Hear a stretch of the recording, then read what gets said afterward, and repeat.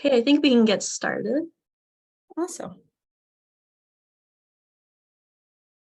Great. So I'm just going to take a quick moment and share our slides. Super excited to see everyone today. Thank you for joining us. And today we're going to be talking about resumes, and more specifically, how do you revamp your resume and make it as attractive as possible to employers? So my name is Delia. I used to be an international student, just like yourself. And since graduating, I became a career coach, and I've helped immigrants, refugees, and international students build a sustainable career here in Canada. And I'm Laura Reed. I did the Career Development Professional Program at Conestoga.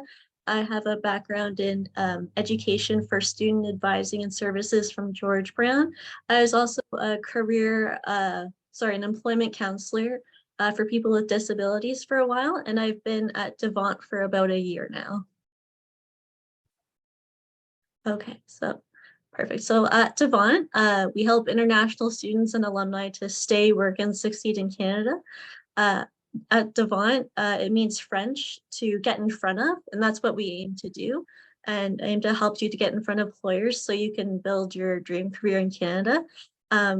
Log into your career support portal to jump into the job search resources, and we're going to talk a little bit about that after as well. So before we get started, as I was saying, we encourage you to turn on the camera if you would like, and your microphones if you want to speak. You don't have to, though, of course. We're going to be monitoring the chat as well. This session, as Dahlia said, is being recorded, and you can actually access the recording after in case you want to go back. You can also use the chat function to answer questions. I'm going to be looking through there as well. And to register for future workshops, you can log into the career portal or ask the career services at your school, and they'll let you know as well. Great. So today we're going to talk a little bit about resumes. We're going to review a resume tool, and we're also going to do live resume edit. So if you have a resume and you would like us to take a look at it and discuss it during this call, I'd like you to please put that in the chat right now. We're hoping to get through maybe a couple today. We don't have that much time, but if you would like that resume to be yours, please drop it in the chat right now. After doing the resume review, we're going to give you some extra tips and tricks about how you can revamp your resume and continue this journey on by yourself. And finally, we'll do a question and answer so you can ask us all the questions that come to mind. Okay, let's get right to it. Resumes. What makes a good resume? What are some best practices for resumes? I would say, first of all, is keeping it relevant. That means making as little personal, irrelevant information as possible disappear from your resume. It's about focusing on your accomplishments. So you need to really make your experience shine. And it's also about changing it a little bit for every position so that it's very relevant to the job posting and the particular job that you're looking for. And finally, again, is to be concise. The issue is that, unfortunately, hiring managers don't have an immense amount of time to go over resumes. So a lot of the times you get a very limited chance for a recruiter to look at your resume. And that's why they need to be maximum 2 pages. And that is the absolute maximum length for a resume. Laura, do you have any thoughts? Yes, I do. As Dahlia was saying, limit the personal information. So all of the information you want to be relevant to the company and the job posting. So when you're writing a cover letter, which you should for every single application, it'll be posted and catered directly to that job posting and that company. So if you're going to or looking for a company and you want to know like how to get them interested, you want to talk about their values. So you have to go onto their website and usually search the About Us page, and they'll say like how we were founded, and you can actually find the values there, and including that in the cover letter is a really good idea. And make sure that the job description you're using you put the keywords into your resume as well. So sometimes you could just print out the job descriptions, or you could put them online into a WordPad and then just highlight the soft skills that they have, which are like communication skills and team skills and things like that that they expect. And then the hard skills, which is like the math and science type information that they want from you. And then you'll include those in your resume. And you'll want to make sure that you're doing that for all of the different job postings that are available that you're applying to. You just really want to make sure you have a good cover letter, just because they can tell if they're kind of generic. So if you do like entice them by saying, I want to work at this company because, you know, I really appreciate your values. I can bring value to your to this posting. If you also say it in terms of like a problem, it's a problem you can solve, that's going to be really helpful as well. So just framing it that way. Focusing your accomplishments is good. Using numbers, as many numbers as possible, is the best way to move forward. So if you like helped the company like increase 20% of sales, you can say that, but not everyone has those numbers. So if you're working even as a cashier, for instance, if you know that you've cashed out like about like 25 to 30 people every 2 hours or something, you can actually like monetize that or numerically write that down into a statement. So we recommend doing that. So any sort of like percentages, numbers, dollar signs, anything like that is really good. As Dahlia said too, yeah, we have to tailor it. So make sure it's specific to each and every job posting, and try to be concise. Less is more sometimes. So as Dahlia said too, please make sure it's only a 2-page resume. So sometimes they get 3 and 4 and they don't really look at them. They want them really nice and concise. I love that, Laura. Yes, the job posting is your best friend.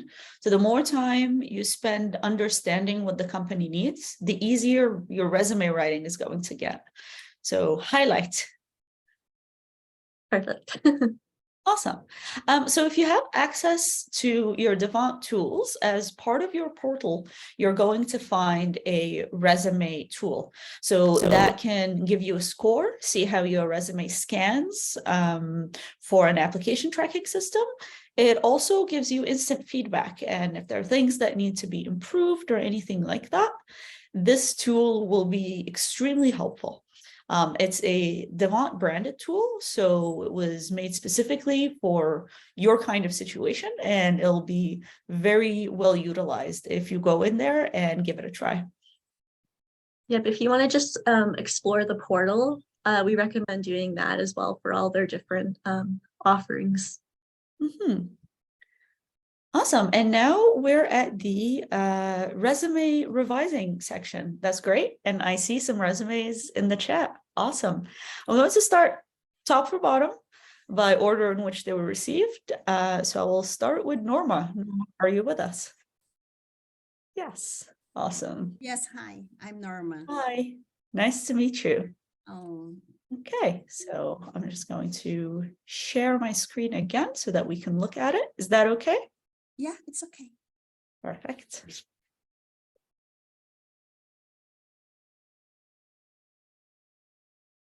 Yeah, so just try to take some notes as we go through for everyone too, because this is all like information we can all use, trust me. So we'll be giving like good tips and tricks for everything that we're going to be talking about that's relevant to everyone, which is good. And you're going to notice in the resumes, there's some overlap because we do very similar things. So we're here to use these resumes as an example and a learning tool for everybody in the room. Okay, Norma, let's start. First of all, format. It's pretty breezy. There's not a lot of colors. I don't feel overwhelmed looking at it. So I would say typesetting, just looking at it, I feel comfortable. It's important to take note of that because sometimes we want to make our resume very unique and very visually appealing, but you don't know the person in front of you. What's their normal affinity? Some people like colors, some people don't like colors. Some people like columns, others don't. So it's good to go with something simple and crisp. I like that a lot. One note visually that I would add is it needs to breathe just a little bit. So we want to double space these points. so that when the person reads them, they have a little bit more visual space. So try a 12-point font. This font is pretty good. It's pretty, I would say, easy to understand. So 12-point and either double space, but if you have a lot of experience, at least 1.5 space. That way it reads a little bit more. Okay, that's just visually. And let's start and read. So 26 extensive experience.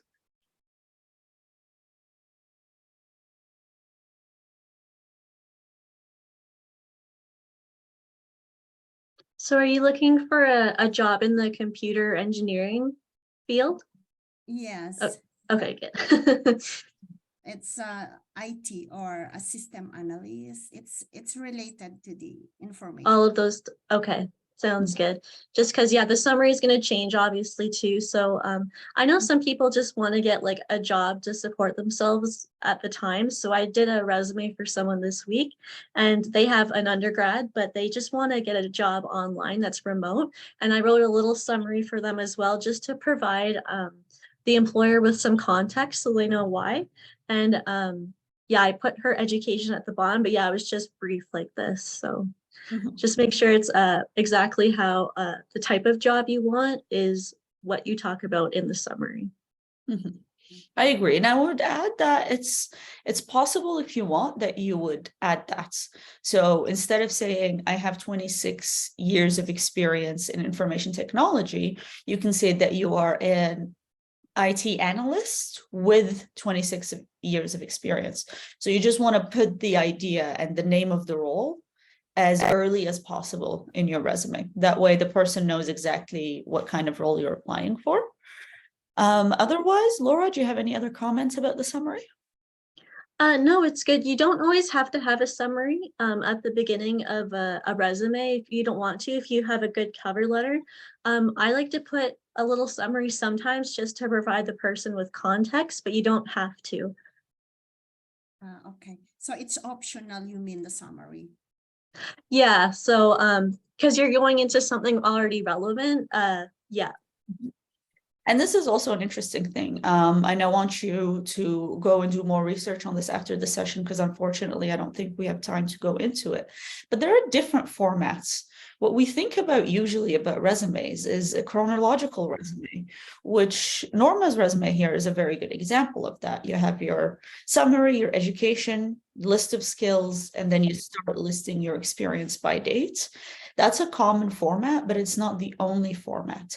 Some people, instead of summary, they would do highlights of qualifications, where each bullet point is about one of the jobs that they've had, one of their experiences. So highlights of experience, highlights of qualifications, that would go instead of the summary. Sometimes people put highlight of skills if they want to put that forward more. So the summary is definitely can be swapped for other things. So I want to review the term for a skill-based resume. So that really focuses more on the skills being at the very top of a resume, and then your work experience is very short afterwards. There's a professional resume, which is designed for people who have a really long career and how can they put it together in a more concise way. So I encourage you to consider other formats as well. Okay, so moving on, education here, my advice is to put the education further down. And simply because you want to put the most relevant information at the very tip top of your resume. There's research that the numbers differ, but usually the idea is that the first pass somebody gets at your resume is between 30 and 45 seconds. And we're talking seconds, right? The first time they look at your resume. So you want to spike that interest so that they keep reading. And with a lot of professional jobs, the assumption is that if you didn't have the bachelor's degree, you wouldn't be applying. Right? So we can now drop that down in the importance and instead bump up the skills section or the experience section. So it's like skills then experience. Yes, and Yeah. and summary is optional. So Yeah. Yeah, so personally for you, like if I was writing your resume, I don't think I'd put a summary in there for you. I would just write the cover letter and I would move the skills straight to the top where the summary is because I think you already have a lot of good information and some of the things I think we can put in the skills. So the 26 years of experience, that kind of thing, I'd put that right at the top of the skills. I'd put that as your first bullet point. That's what I always do for my resume and everyone else's as well. Mhm. okay. Absolutely agree. So for experience, we'll go over a couple. Oh, sorry. I'm just going to skip to the bottom here. I noticed that you have your trainings Certificates. and seminars. I would say limit the list to the things that are particularly relevant to the job posting. And this is where the job posting will be your best friend.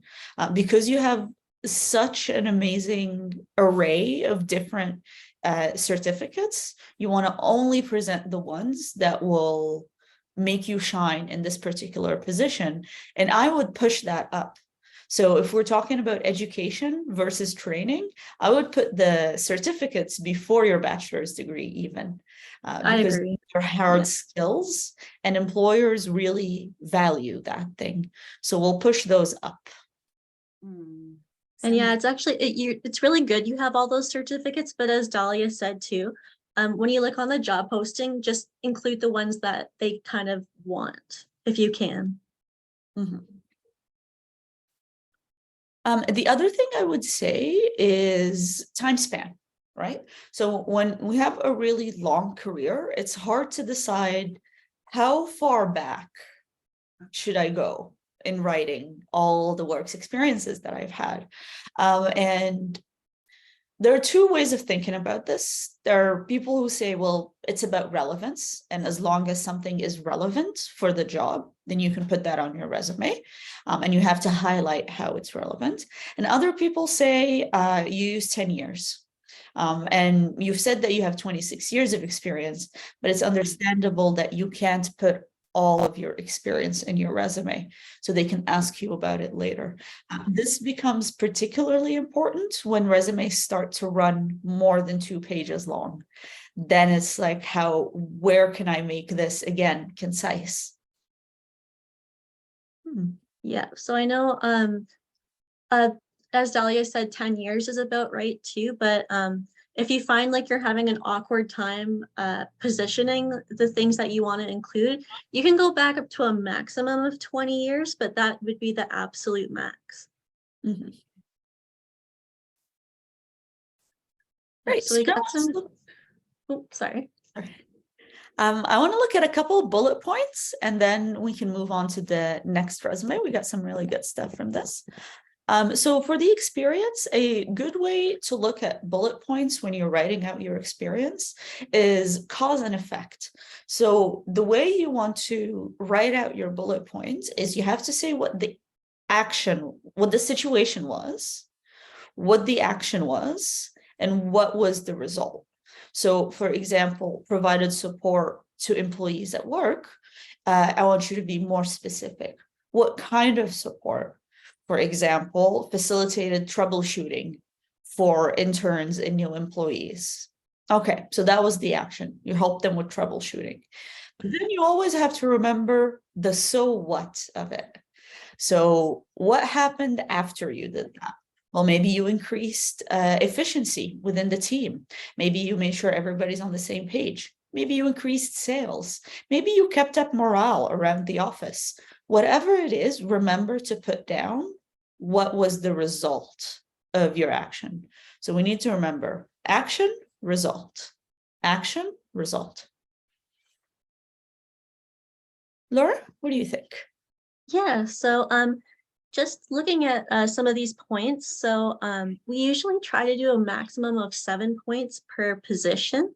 So for this system analysis, you have about 10, I would say, which is all really good because I'm reading them and they're all like very like, there's lots of good information there.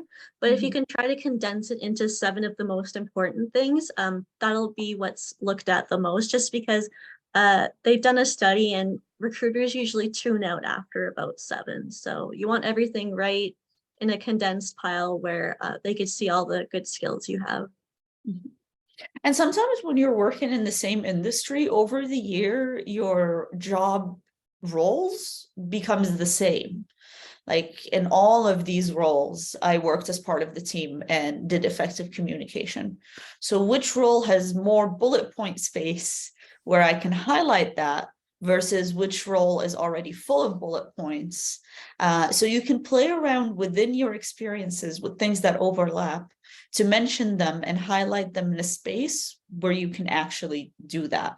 So for you, for example, for the project coordinator role, you have space to add a couple more bullet points. Yeah. It could be a good way of thinking about it to look at the other positions and what you're trying to highlight. What is the message you're trying to put through? And can that happen in a different position? Because at the end of the day, you're just highlighting experience. So as long as it makes it on the page and it's not overwhelming to look at, you've done a good job. Okay, any other comments before we move on from this? Yes, so if you just, oh, sorry, Anna, we'll get you in just a second. Do you mind just scrolling up to the top for a second, Dahlia? Perfect. So you'll see the skills section here. I really like that you have a mix of hard and soft skills.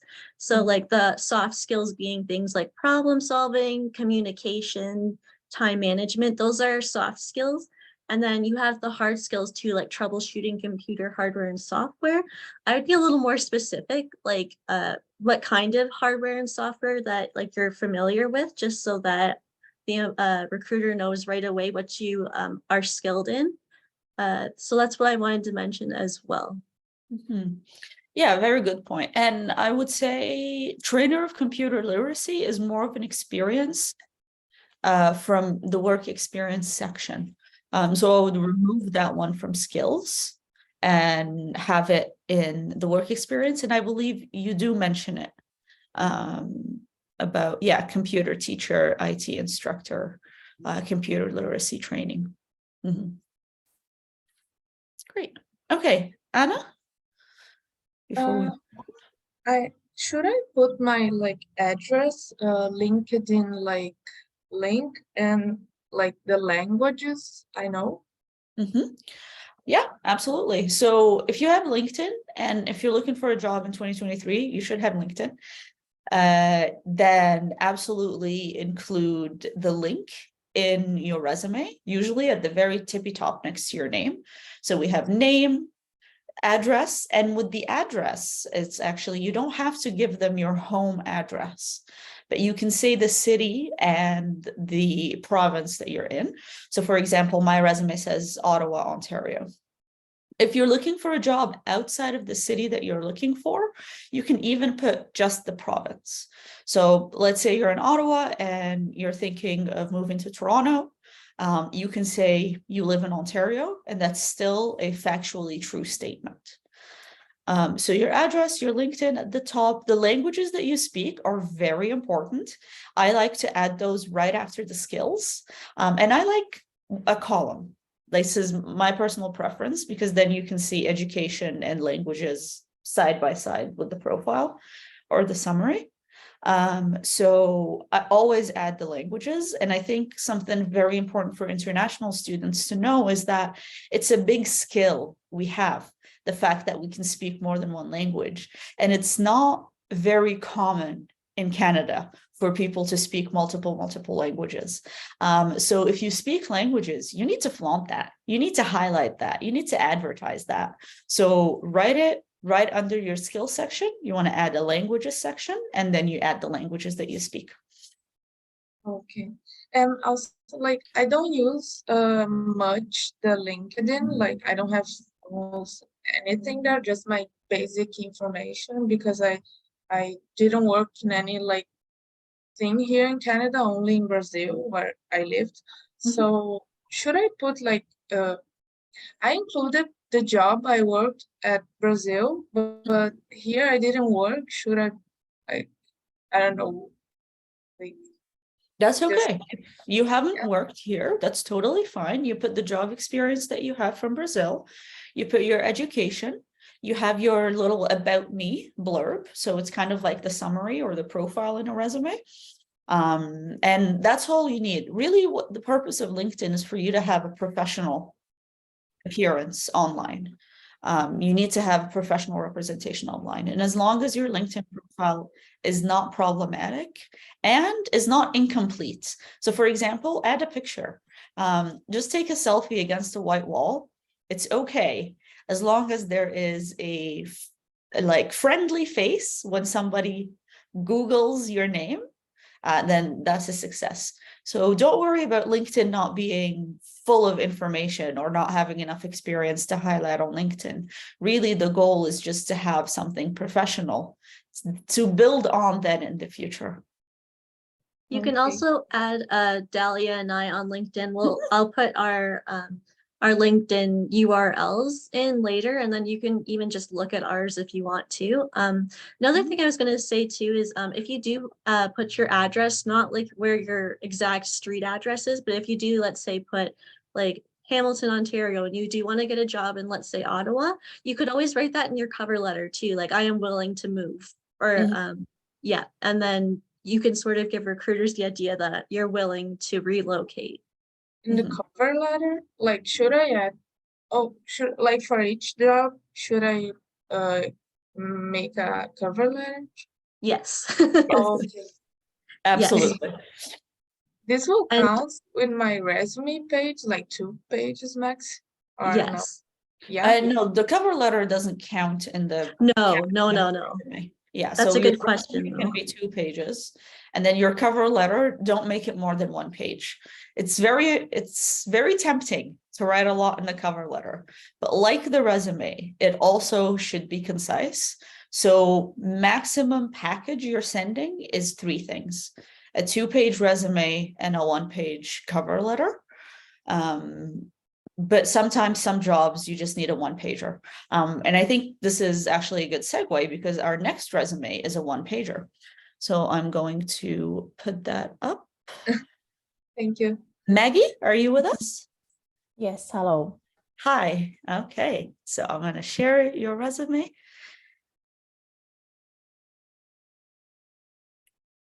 And a lot of what we're talking about too is on the Devant portal. So if you're like, this is confusing, or like, I kind of missed what you said about this one part, it'll be on the portal as well, how to like set it up. So don't stress if you're like, we're moving too fast or whatnot. These resumes so far, I know we've only done 2, but they're quite good.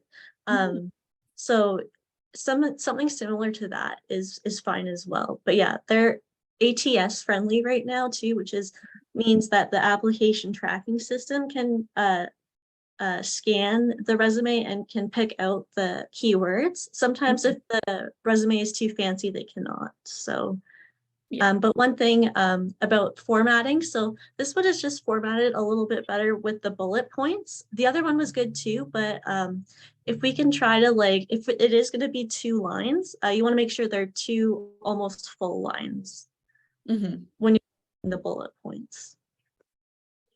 Yeah, so this is a good example of a 1-pager.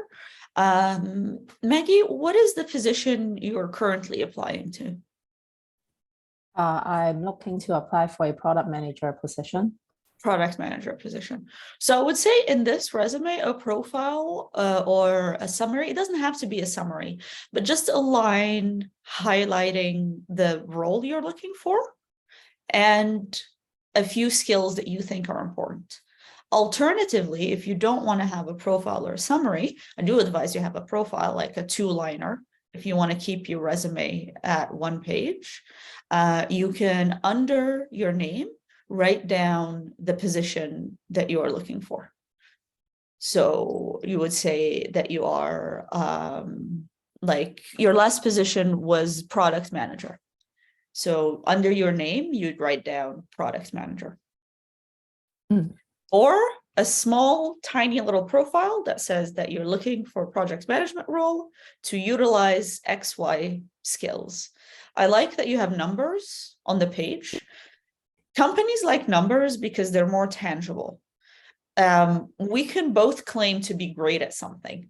I can be like, I am fantastic at delivering projects on time. And you can say, I have delivered 97% of my projects on time. One of us sounds more credible, and it's the person that has numbers on their side. So this is a very good approach that you've taken to your bullet points. Yeah, so as Delia said too, I always put like a skills and qualifications section right at the top. So those are going to be like your most awarded things. So if you talk about the hard and soft skills that you have right in a bullet list, it's easy for the recruiter to see. So they'll pick all that information up right away. You have a lot of good things here. So I would always put like a skills and qualifications section at the top. I would include hard and soft skills. So ones that I always include for people I'm writing a resume for are like excellent at teamwork, strong communication skills, those types of things everyone always likes to see regardless of what industry you're in. Absolutely. I think your resume is really good. You focus a lot on your hard skills, which are very important in a lot of industries. But like Laura said, you want to sprinkle in some soft skills. Because in Canada, basically the way they think about it is you can teach somebody a hard skill, but you can't teach them how to get along with people they work with. And those are the soft skills. So if your job as a product manager is to work with teams, then you want to add your teamwork skills, your leadership skills, your communication skills. All those things are very important. Your time management skills, that kind of stuff. And yeah, push the skills up, and the education can stay where it is. That's a good position. Are you currently in school? Yes, I'm currently in a postgraduate program. I would add that to your resume. Oh, Yeah. okay. And for the dates, you know how you have September 2014 to July 2018, you just put the date, like the year you've started, to present. Okay, got it. Yeah, the same way as you put in your work experience.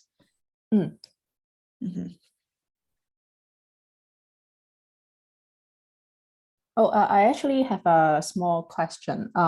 So talking about the small profile, for like you mentioned about the 2 lines that I want to put on the very beginning, how should I put it so that it doesn't look really repetitive to my CV? That's a very good question. I would say your profile, you want to, after you've reviewed a few job descriptions, you want to pick out kind of what are the qualities that they're looking for. And then you can highlight that really quickly. But if you do like what Laura said, with having the skills as bullet points and bumping them up in your resume, you don't have to use the profile.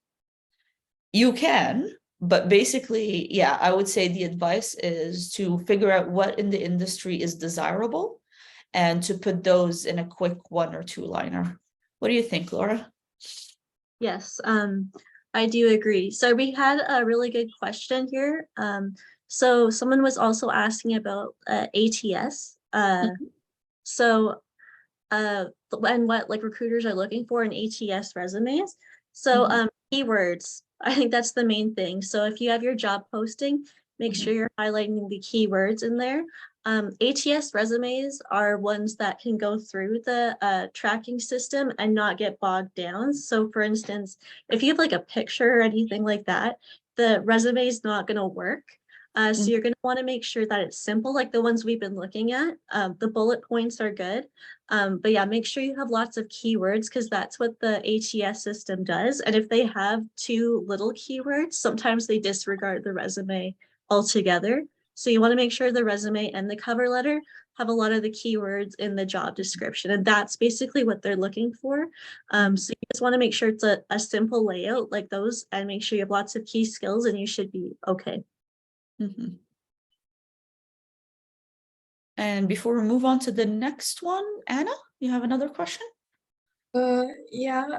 So if I put like highlights of qualifications or skills in the beginning, should I put the like bullet like little bullet points of skills like problem solving, time management?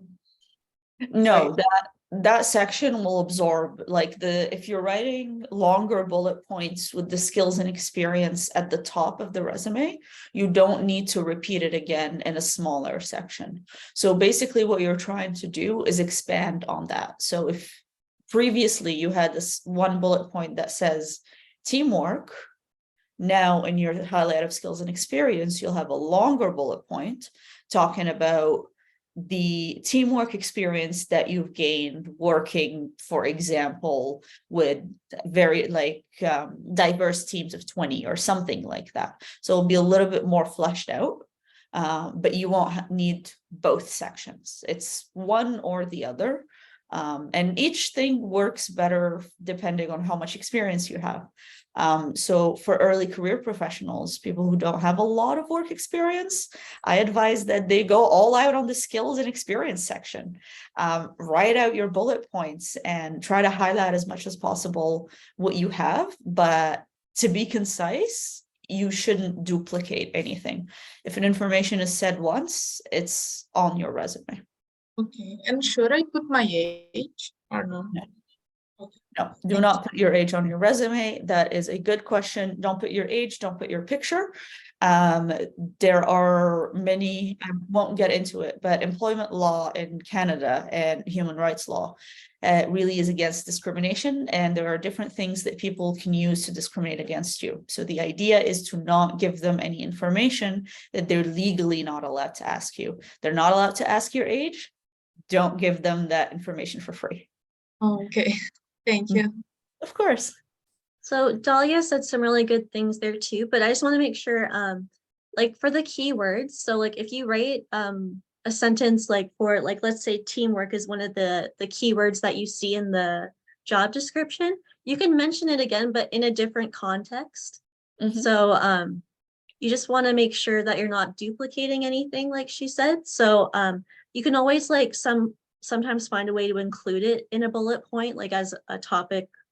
Like, for instance, you can like say how you have good communication skills and then just mention like that you do like data processing, answer the phone well. So you can sort of say that you have strong communication skills in that way too, and put keywords in there as well. But she just really wants you to not put it as the exact same thing. Okay, awesome. We're gonna move on to Baharat's resume. Baharat, are you with us? Yeah, I see. Yeah. Hi there. Awesome. Hello. All right. Great. So this is a good example. You have publications and academic projects. Yes, you can put your schoolwork on your resume. So visually, I see it's a one-pager. I think your resume can be a two-pager. I think so It's too. just one page. It's just one page. Yeah, so I think you need more space. I feel like you've tried to make it into one page, which is good, but you have so much experience. So let it breathe, right? A bit bigger margins, 1.5 space, a bit more space between sections, and between dividing lines, right? I just want you to add 1 space between the line under publication and patent file, things like that. So this is just really small visual thing so that when the person sees it, they're not overwhelmed with the amount of words in the same spot, right? So you want a computer to understand it, and then when it reaches a human hand, for it to be interesting to them to keep reading. Yeah, so I think that's the only note I have about it visually. And let's read further. Laura, do you have any other comments about it? So yeah, I actually really like everything, like a lot of the things that you have in here. The technical skills, I would just put as skills and qualifications. And then I would add some soft skills in there as well. you have some really, really good hard skills. You also have a lot of room on the side. So I would try to like bump things up if you can. So if you can like formulate any point into one longer one as opposed to having a lot of shorter ones about the hard skills, then you'll have some extra room, which I think is really important. But Yes. I am that you included the education and the projects as well. Yeah, that's very important. Let's get into each section. I think the very top there, that sentence, that's a good profile. If we're talking about how can we write a really small, concise profile, this is a good one. It says what you've studied, what you're interested in, and what you're good at. And that's all they need to know. So great job there. I would put in front of it that this is a profile. So let's say profile, and this is the sentence. Like Laura said, some soft skills, just a little bit, to give the recruiter kind of an idea about how you are as a person. And some soft skills that are very helpful in your field would be things like time management and communication and meeting deadlines and things like that, managing large workflow. For your professional experience, you have to add the name of the company you did the technical support for and the year. So you have to format it like a work experience, even if you don't want to make it your whole resume. I think you just need more information about the professional experience that you have there. And academic projects. That's great. Yeah, I think it just needs a little bit of room. It's definitely, this is a 2-pager. This is a 2-pager, and you can do it justice by making it a little bit bigger. I'm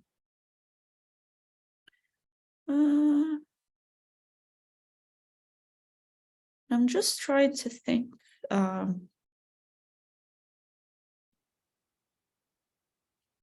I'm looking at your publication section.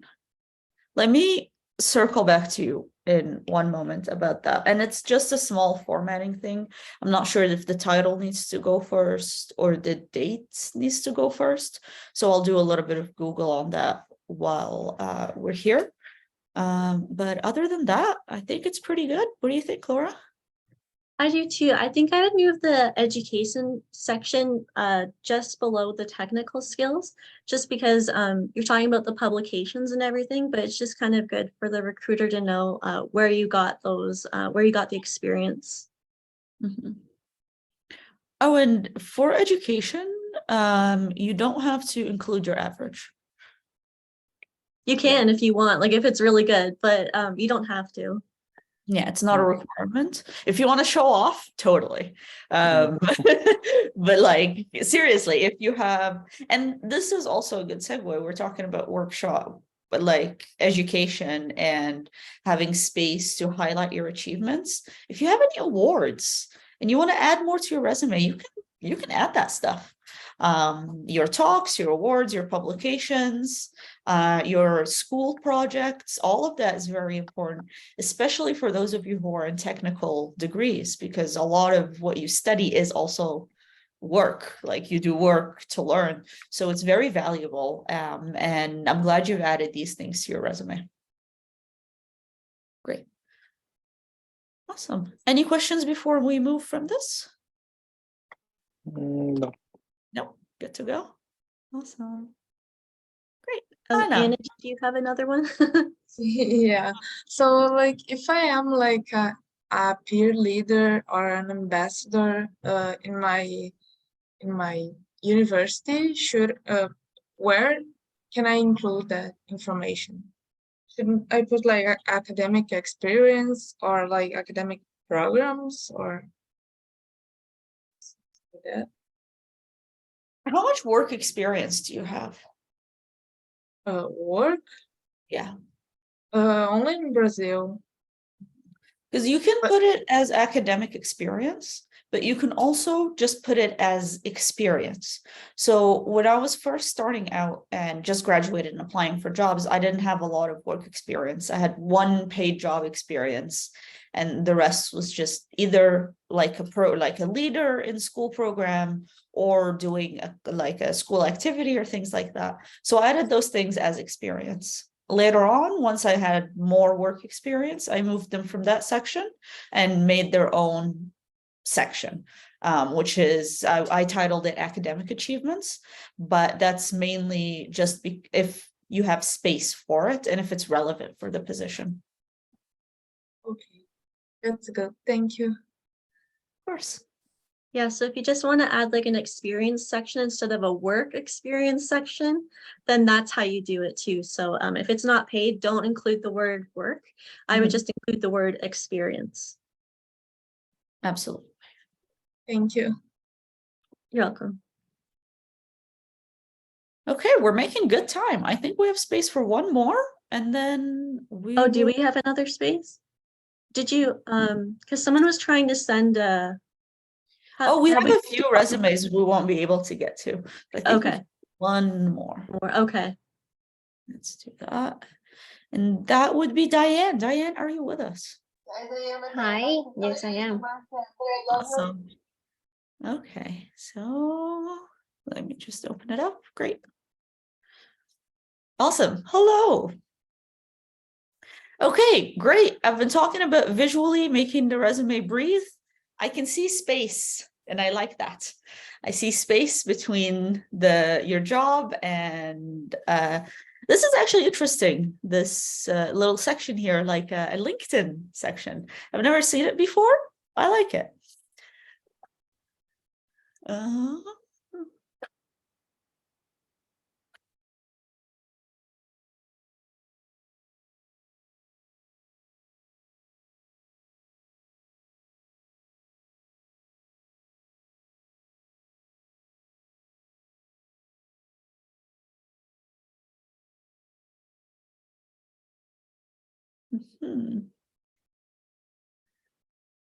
So I would personally remove this first paragraph here. It's great information, but I feel like it's information that can be highlighted best in your cover letter rather than at the very top. And the main reason I say that is because you have great bullet points here. And you want to spend that first moment where the recruiter is looking at your resume to have something very catchy. So even with your bullet points, I would start with this one, not with the one that's education. So this one, you could push it to the very end of your bullet points, and you can also not include it. The reason why is because this information will be found right here.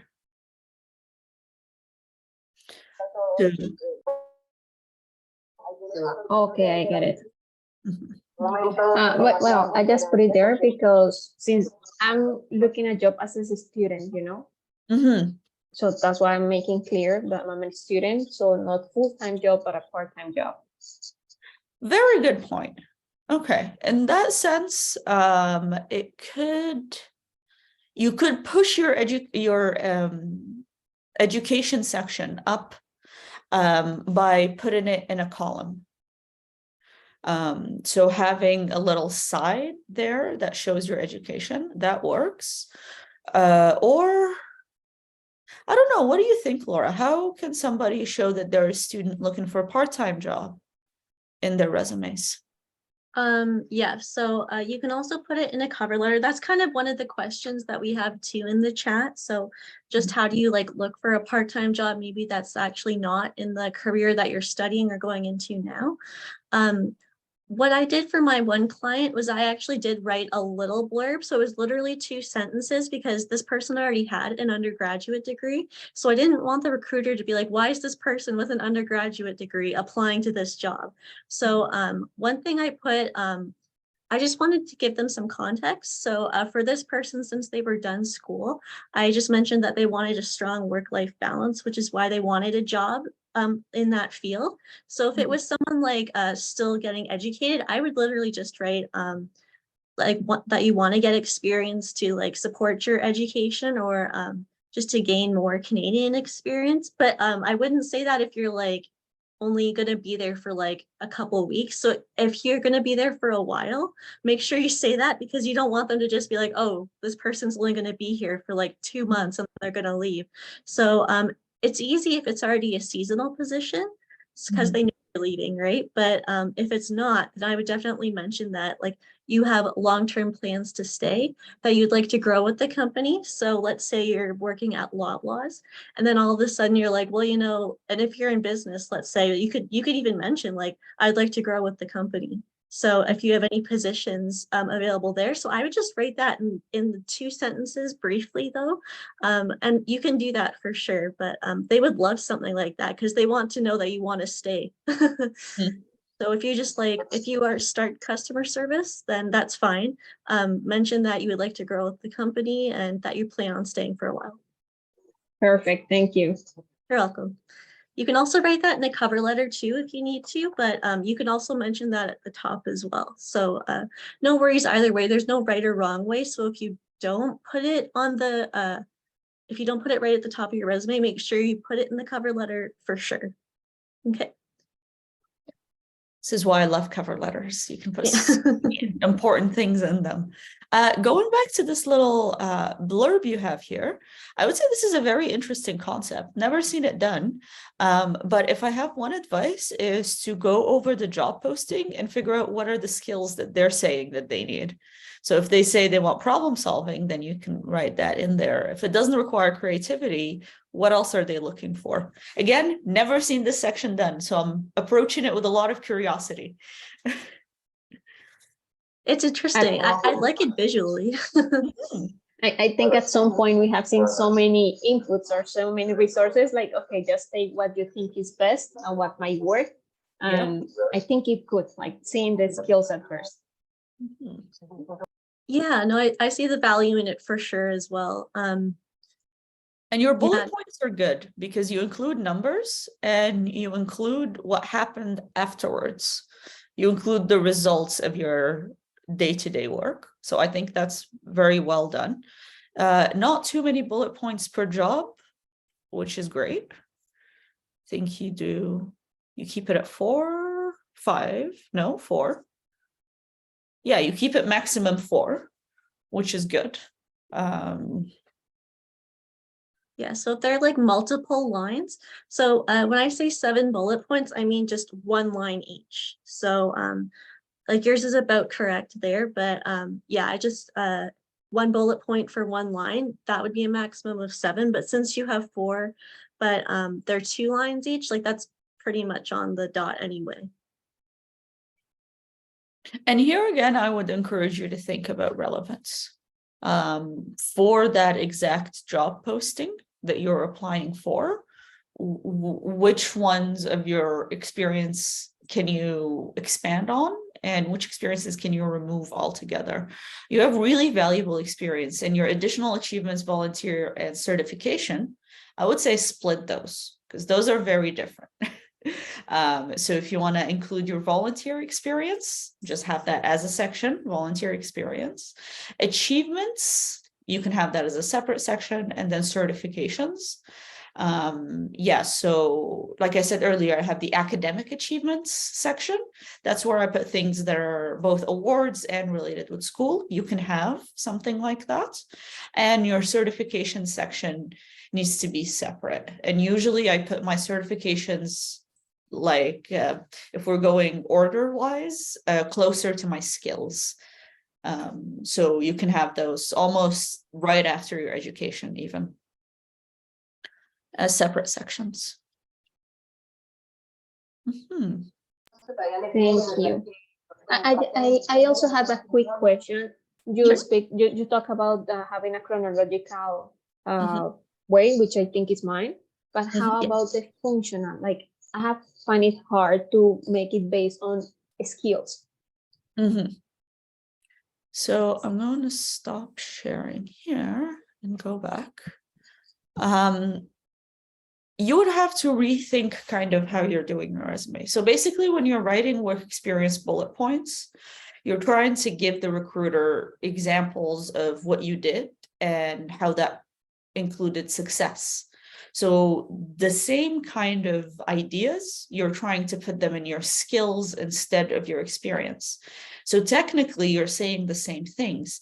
It's just now it's no longer split by job, but it's grouped together as your overall experience. And then you have your jobs under it. Let me just drop a template. Give me a second. Thank you, thank you. Yeah, because I think as newcomers, I don't know how many, but I am a newcomer and have been struggling like to make the resume Canadian style and like sell myself. And probably since we don't have Canadian experience, one way to approach is by using the functional or the skills resume. Absolutely. And I personally am a big fan of a skills-based resume, even if you have a lot of experience, because not every job needs to know about all your experiences. In some places, it's more valuable for them to know what your collection of skills are. Okay. So I just quickly wanted to talk about, someone asked about cover letters, which is a really good question. Like, how do you write them? Why do you write them? Let's say. So what you do is at the beginning of the cover letter, you kind of say why you want to work for the company. So let's say we're talking about Loblaws. They have like really good green initiatives. So they're good with the environment. So if you're someone that like thinks that's a good thing, then you can be like, I really like the fact that you do this and this with the environmental initiatives, which is why I want to work for your company. So just giving them some context as to why you want to work there is a really good idea. Any sort of values that they have. So I know one of the companies I applied to, they had 5 values and it was like integrity, attention to detail, and it was like right all set. So like I like put that right in my resume and just examples of how I did that. And then at the very end of the cover letter, you just want to thank them again for taking the time to look over it and just say like, I would like to discuss this position further, or I look forward to hearing from you. So we're actually out of time, basically. Oh so, my God, yes, we are. You so that's are so fun to spend time with. I have dropping in our free resources. Please check them out. It's pretty much all that we've said today. All the information that you need, you'll be able to find it there. So the Devant Portal also has like examples of resumes and things like that, and cover letters too. You can also find more on Google, but you might not always see like for cover letters why they say like about values and things like that, but that's just a really good added touch that'll make you stand out. Okay, Anna? I have a quick question. If I do like a skill-based resume, how many skills should I put? Like, should I include if I do it skill-based, not like divided along? Well, it's about the job posting, right? It's not about how many skills exactly, but what are the skills that are most relevant that you do have. But there is a maximum to not be overwhelming. 2 pages. Oh. Yeah. Okay. And like not too many bullet points. Sorry, Laura. That's okay. I always do reverse chronological resumes for myself. So the ones that we saw before, they're really good if you have like any sort of work experience. So I know you said like you have work experience from Brazil. That's great. I would use a reverse chronological resume like the ones we saw tonight. So you don't have to worry about that as much. The skills-based resumes are great, but just for you, I would include just the chronological order ones like we saw tonight, just to make it simple. They're really good. They're good for ATS systems as well. So just not to like stress too much about it. It's the one I always use as well, but Dahlia is right. It is a good one to use, but yeah, I would just stick with the reverse chronological.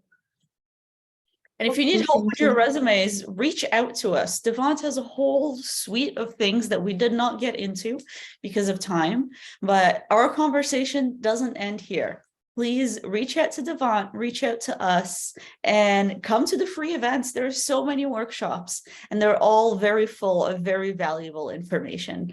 So the next one is a career cafe, which is super fun to go to, and you meet very interesting people. For all of our international students and newcomers, we have immigration Q&A, a very knowledgeable lawyer that's part of our team. We have careers in marketing and more career cafes and a lot more that you can sign up for. So thank you so much for joining us today. It's been a pleasure meeting everyone and talking to everyone. And I'm Yes. so sorry we weren't able to get to everything. Just so everyone knows too, if you're worried about doing a LinkedIn profile, we will have one of those webinars eventually as well. So you can go to, just keep checking for the webinars that we have. We will have one eventually. I usually go through the LinkedIn one as well. As I was saying, you could add Dahlia and I on LinkedIn. Not sure. I don't have the links on me, but you can always inquire about them at the next webinar, or you could just search our names. We'll come up and you can add us. Okay. And I'm just putting in the last few things in the chat. So that's where you get all of the information for the events. This is my LinkedIn, and this is Laura's LinkedIn. Thank you. And please stay in touch, everyone. Best of luck in your job search journey. And I hope you enjoy the weather as it gets better slowly but surely. And just so you know, if you have any more questions we did not get to, the career cafes are where you can ask them. So just keep a note of them and make sure you ask them at the career cafes, because that's a general one where you can ask any sort of question about jobs, resumes, interviews, anything like that. Okay, awesome. All right. I hope you have a good night. I hope you got a lot out of this. And yeah, we hope to see you at the next ones. Bye.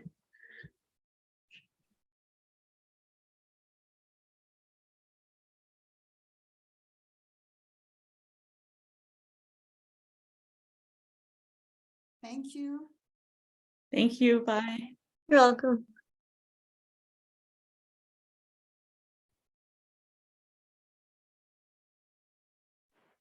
Thank you for the session. Bye. Have a good day. Bye. Thank you. Bye.